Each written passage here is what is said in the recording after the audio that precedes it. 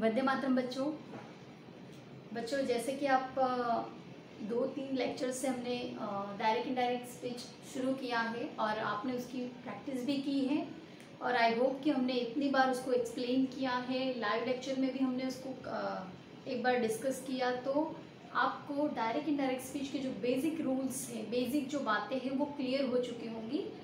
और direct indirect speech में वाक्य में कौन से वर्ड को क्या कहते हैं, वहाँ से लेकर फिर टेंस के अकॉर्डिंग कैसे चेंजेस होते हैं, ये सब हम कवर करते जा रहे हैं।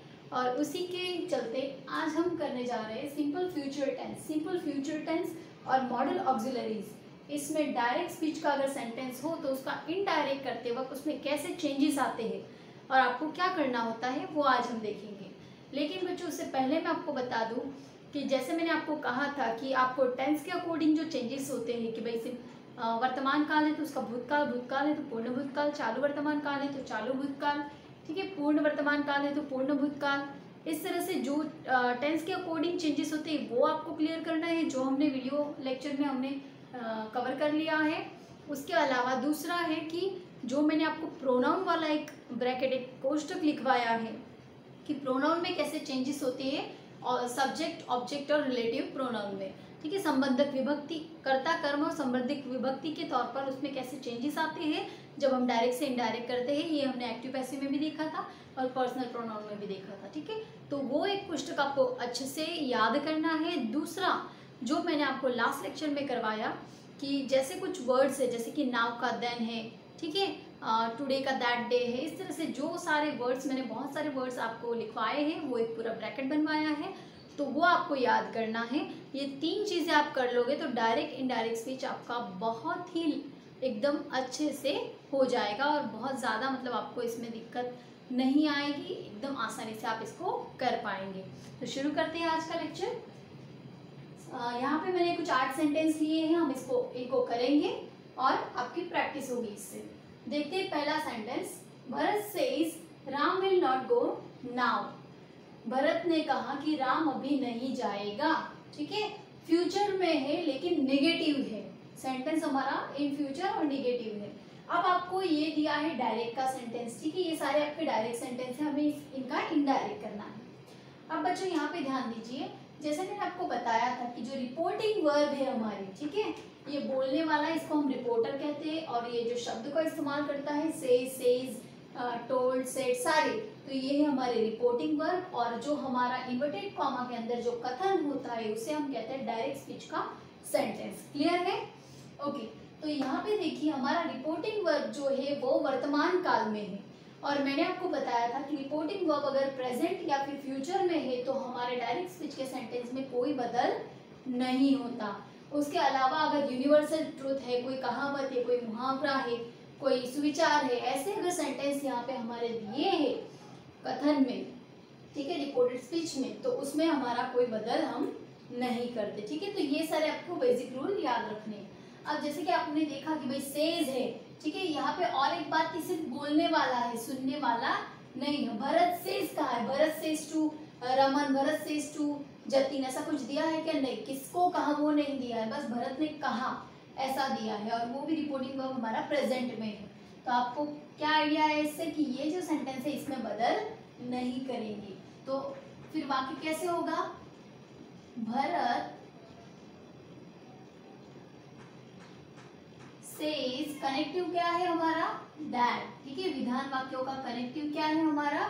दैट। ये तो आपको याद रखना है, ठीक है, ये हमारा कनेक्टिव है, दोनों वाक्य को जोड़ने वाला, उसे हम कनेक्टिव कहते हैं। कॉमा और इन्वर्टेड कॉमा के बीच में हमारा कनेक्टिव लगता है।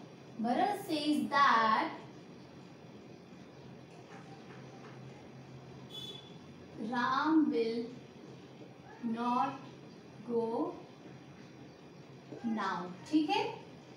ओके, रिपोर्टिंग वर्ब हमारा प्रेजेंट में था और जो सेंटेंस है फ्यूचर में है, इसलिए हमारे वाक्य में कोई बदल नहीं हुआ।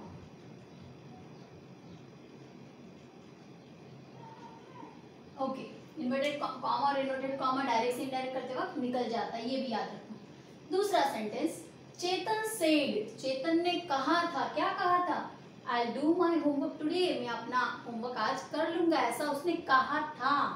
क्योंकि रिपोर्टिंग वर्ब किस में है, भूतकाल में है, सेज नहीं है, उसका भूतकाल है, सेड दिया है। तो यहाँ अगर पास्ट है तो यहाँ पे भी हम उसको चेंज करते हैं, ठीक है। चेतन सेड, कनेक्टिव क्या लगाएंगे, दैट। अब ये आई किसके लिए है, चेतन के लिए है ना। चेतन सेड आई विल, चेतन ने कहा कि मैं अपना होमवर्क कर लूंगा, तो हम क्या कहेंगे, तीसरा व्यक्ति क्या कहता है, चेतन ने कहा था कि वो अपना होमवर्क कर लेगा, तो वो कौन है, चेतन, जो मेल है एक वचन, तो उसके लिए क्या हो जाएगा, ही, ठीक है। ये पर्सनल प्रोनाउन में हमने जो चेंजेस देखे हैं उसके अकॉर्डिंग है। अब विल का क्या हो जाएगा, वुड। यहाँ पे बदल क्यों कर रहे हैं, क्योंकि रिपोर्टिंग वर्ब ऑलरेडी पास्ट में है, तो यहाँ पे भी पास्ट टेंस के अकॉर्डिंग चेंज होंगे। ही वुड डू, अब माय होमवर्क, मेरा होमवर्क, किसका होमवर्क, चेतन का होमवर्क, तो चेतन के लिए माय का क्या होगा, हिज, ठीक है, हिज होमवर्क। टुडे का क्या होगा, दैट डे, ठीक है। देखिए बच्चों, ये जो मैंने चेंजेस किए हैं कि भाई आई का ही किया, विल का वुड किया, माय का हिज किया, टुडे का दैट डे किया, ये जो मैंने आपको पर्सनल प्रोनाउन वाले ब्रैकेट करवाए हैं, और जो लास्ट लेक्चर में जो मैंने आपको वर्ड्स कुछ लिखवाए थे कि भाई डायरेक्ट में ये है तो उसका इनडायरेक्ट करते वक्त ये बदल करना है, उसके अकॉर्डिंग ये आपने याद किया होगा तभी आपको आएगा, नहीं तो फिर ये बहुत सारे चेंजेस आपके होंगे ही नहीं, तो आपका सेंटेंस गलत होगा। इसलिए मैं बार बार कहती हूँ कि जो मैंने आपको ब्रैकेट्स याद करने के लिए दिए हैं उनको जरूर याद करें। तीसरा सेंटेंस है हमारा, लता सेड टू मी, लता ने मुझसे कहा, क्या कहा, you can open the window, तुम खिड़की खोल सकती हो, ठीक है।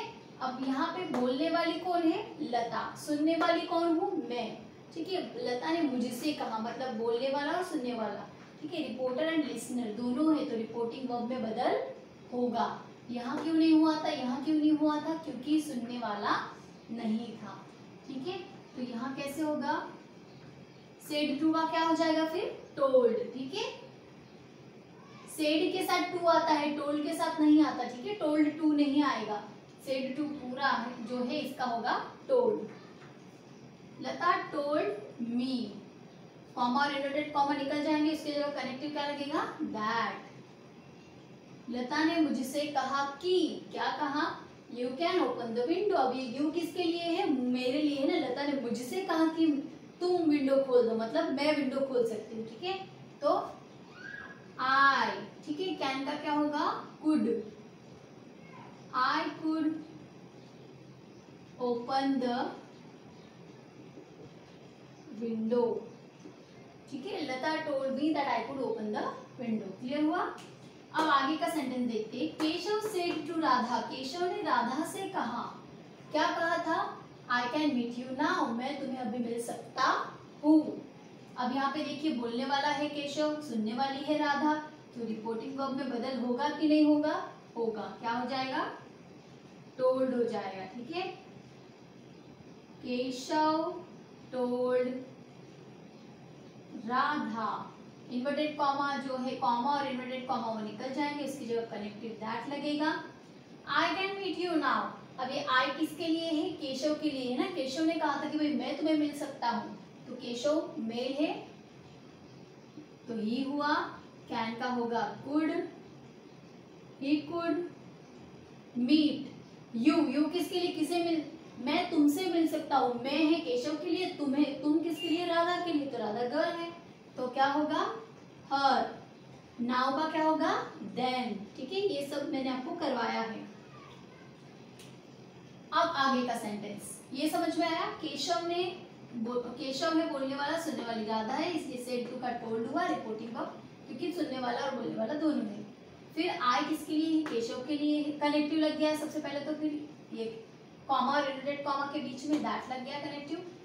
ये आई जो है केशव के लिए, इसलिए ही हुआ। कैन का कुड मीट। अब यहाँ पे देखिए मॉडल ऑक्सिलरीज के साथ मेन वर्ब की फर्स्ट फॉर्म ही रहती है, ये भी मैंने आपको पहले वीडियो में क्लियर करवाया था। तो आपको ये याद रखना है कि भाई यहाँ पे भले भूतकाल जो मॉडल ऑक्सिलरी हमने पास्ट वाली यूज किया, लेकिन आपको मेन वर्ब में कोई चेंजेस नहीं करने हैं। इसलिए यहाँ पे कुड के साथ ओपन ही रहा है और कुड के साथ मीट ही रहा है, मतलब मेन वर्ब जो है वो अपने फर्स्ट फॉर्म में ही रहेंगी। अब ये यू किसके लिए था, राधा के लिए, इसलिए उसका हुआ हर और नाउ का हुआ देन। क्लियर एकदम। आगे देखते हैं। नैना सेड टू माला, नैना ने माला से कहा। बोलने वाली नैना है, सुनने वाली माला है। अब बोलने वाले और सुनने वाले दोनों है, तो रिपोर्टिंग वर्ब में बदल होगा, सेड टू का हो जाएगा told. Naina said to Mala, ठीक है, कनेक्टिव कॉमा और इन्वर्टेड कॉमा के बीच में कनेक्टिव लगेगा, दैट वो निकल जाएंगे comma inverted comma. I shall buy story book for you, I, Naina ने माला से कहा कि मैं तुम्हारे लिए स्टोरी बुक, ठीक है, कहानी की किताब खरीद सकती हूँ, खरीदूंगी, ठीक है, खरीद लाऊंगी। अभी आई किसके लिए, नैना के लिए। नैना ने कहा था ना कि मैं खरीद लाऊंगी, तो आई का क्या होगा, शी, क्योंकि वो गर्ल है। अब शुड का क्या होगा, शैल का क्या होगा, वुड। अब यहाँ पे देखिए, आप कहेंगे शैल का शुड क्यों नहीं किया। मैंने आपको तभी बताया था वीडियो में जब मैंने आपको पूरे नियम लिखवाए थे कि विल हो या शैल हो, दोनों का वुड ही करते हैं, क्योंकि शुड शैल जो है अगर हम शुड करते हैं तो शुड नैतिक फर्ज दर्शाता है, तो इसीलिए हम शैल और विल दोनों का वुड ही करते हैं, ठीक है, और यही सही होगा आपका। हाँ, नैतिक फर्ज दर्शाता है, ऐसा कुछ वाक्य आ गया जैसे कि चिल्ड्रन शुड ओबे देयर पेरेंट्स लाइक दिस, या फिर चिल्ड्रन शुड ओबे देयर टीचर्स लाइक दिस, ठीक है, या फिर एल्डर्स, कुछ भी लो, तो नैतिक फर्ज वाला वाक्य अगर दर्शाता है तो फिर शैल का शुड करेंगे आप, लेकिन बाकी सेंटेंस में वुड ही करेंगे, शैल हो या विल हो, ठीक है। शी वुड, बाय का बाय ही रहेगा, जैसे मैंने आपको कहा कि मॉडल ऑक्सिलरी के साथ मेन वर्ब की फर्स्ट फॉर्म ही लगानी है। Buy a story book for you, you किसके लिए है, अब यहाँ पे माला के लिए, तो क्या होगा उसका, हर, ठीक है। Naina told Mala that she would buy story book for her. Okay, आगे का सेंटेंस देखते हैं। यहाँ पे ये आंसर है, ठीक है।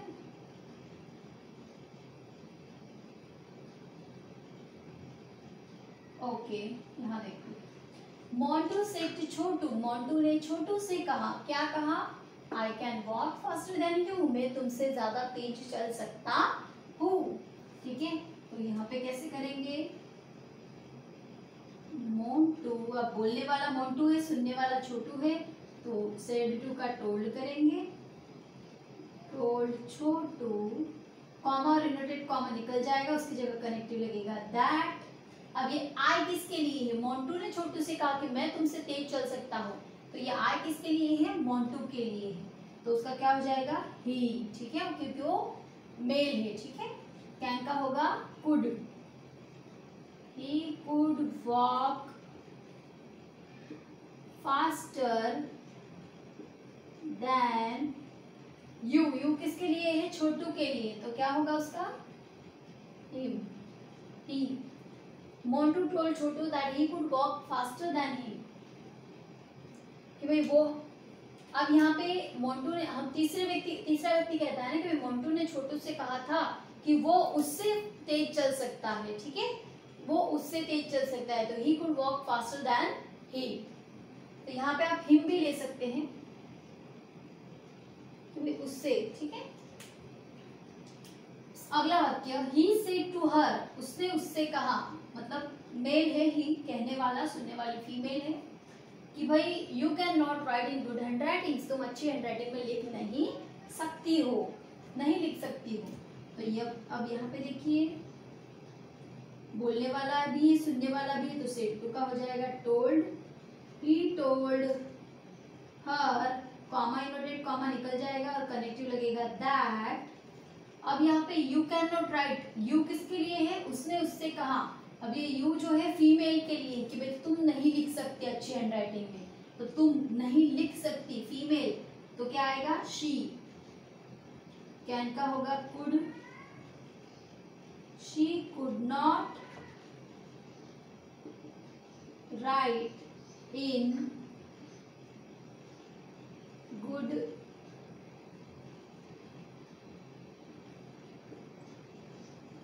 हैंड राइटिंग्स, ठीक है, she could not write in good hand writings. अगला वाक्य है लास्ट सेंटेंस हमारा, द टीचर सेड, टीचर ने कहा, स्टूडेंट्स, बच्चों, you should always take exercise, आपको हमेशा कसरत करनी चाहिए, ठीक है। अब देखिए, आप कहेंगे कि टीचर सेड, कॉमा और इन्वर्टेड कॉमा दे दिया है, मतलब सुनने वाला नहीं है, लेकिन वाक्य का मतलब भी समझो, द टीचर सेड, टीचर ने कहा, बच्चों, सुनने वाले बच्चे हैं ना, ठीक है। भले यहाँ पे लिखने का तरीका ऐसा है, लेकिन आप वाक्य को सुन के तो समझ सकते हैं। टीचर ने कहा, बच्चों, आपको एक्सरसाइज करनी चाहिए, तो सुनने वाले बच्चे हैं, ठीक है। तो फिर यहाँ पे बदल होगा, द टीचर, तो सेड का हो जाएगा told, the students, comma inverted comma निकल के, दैट, क्या कहा, यू, किसके लिए है, बच्चों के लिए। बच्चा एक है क्या, बहुत ज्यादा है, ठीक है। एक यू जो है वो सिंगुलर में भी यू ही होता है, प्लूरल में भी यू ही होता है, मतलब एक वचन हो या बहुवचन हो, यू का यू ही रहता है। मतलब एक बच्चे के लिए भी यू और बहुत सारे बच्चों के लिए भी यू। लेकिन हम कैसे पहचान सकते हैं कि भाई एक नहीं ज्यादा है, स्टूडेंट्स लिखा है, बच्चों, ठीक है, बच्चा नहीं, बच्चों बहुत सारे, तो यू का क्या हो जाएगा, दे, दे। अब यहाँ पे ऑलरेडी शुड दिया है, तो उसका कोई बदल हमें करना नहीं है, नैतिक फर्ज की तरह कि भाई आपको एक्सरसाइज करनी चाहिए, आपके लिए अच्छा है, ठीक है। तो शुड का शुड ही रहेगा, you should always take exercise, ठीक है। ओके, तो आई होप कि आपको ये सेंटेंस बहुत अच्छे से समझ आए हैं और आपका एक बहुत बढ़िया तरीके से रिवीजन हो गया है। और इन सेंटेंस को करिए, अच्छे से समझिए, और इसके इस तरह से सेंटेंस आपको आते हैं तो उनको भी करिए अपनी नोटबुक में अपनी प्रैक्टिस के लिए। और फिर मिलते हैं अगले लेक्चर में डायरेक्ट इनडायरेक्ट स्पीच में आगे और कंटिन्यू करेंगे। तब तक वंदे मातरम।